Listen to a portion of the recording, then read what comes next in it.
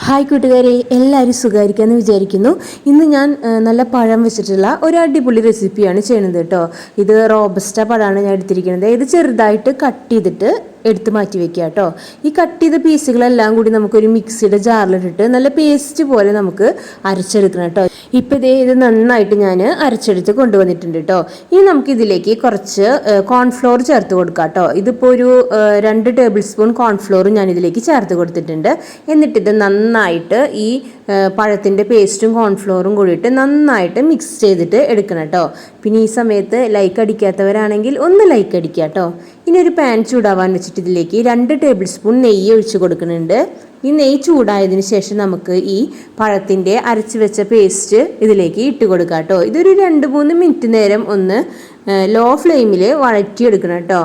ഒരു 2-3 മിനിറ്റ് ആകുമ്പോൾ തന്നെ ഇത് നല്ല പാകമായിട്ട് വരും കേട്ടോ. പിന്നെ ഇതിൽ ഇടയ്ക്കിടയ്ക്ക് നെയ്യ് ഒഴിച്ചു കൊടുക്കേണ്ട ആവശ്യമില്ല. ഞാൻ ആദ്യം തന്നെ നെയ്യ് നന്നായിട്ട് ഒഴിച്ചു കൊടുത്ത കാരണം ഇടയ്ക്ക് ഒഴിച്ചു കൊടുക്കണ്ട കേട്ടോ. ഇപ്പോൾ ഇതേ പഴം നന്നായിട്ട് വഴറ്റി വന്നിട്ടുണ്ട്. ഇനി ഞാൻ ഇതിലേക്ക് ചേർത്ത് കൊടുക്കാൻ പോകുന്നത് ശർക്കരയുടെ പൊടിയാണ് കേട്ടോ.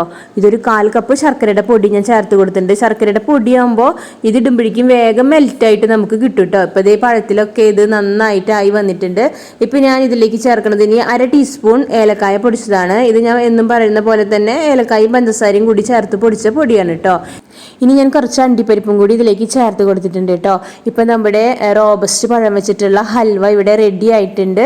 ഇനി നമുക്ക് ഇതിപ്പോൾ വിട്ടു പോരുന്ന ഒരു പരുവായിട്ടുണ്ട് കേട്ടോ പാനിൽ നിന്നും. ഇപ്പം നമുക്ക് ഫ്ലെയിം ഓഫ് ചെയ്തിട്ട് ഇത് തണുക്കാനായിട്ട് വേറൊരു പാത്രത്തിലേക്ക് മാറ്റാം കേട്ടോ. ഇതൊരു 10-20 മിനിറ്റ് ആകുമ്പോഴേക്കും തണുത്ത് വരുന്നതാവും കേട്ടോ. അപ്പോൾ ഈ പാത്രത്തിൽ നിന്ന് നമുക്കിത് മാറ്റിയെടുക്കാനായിട്ട് പറ്റും.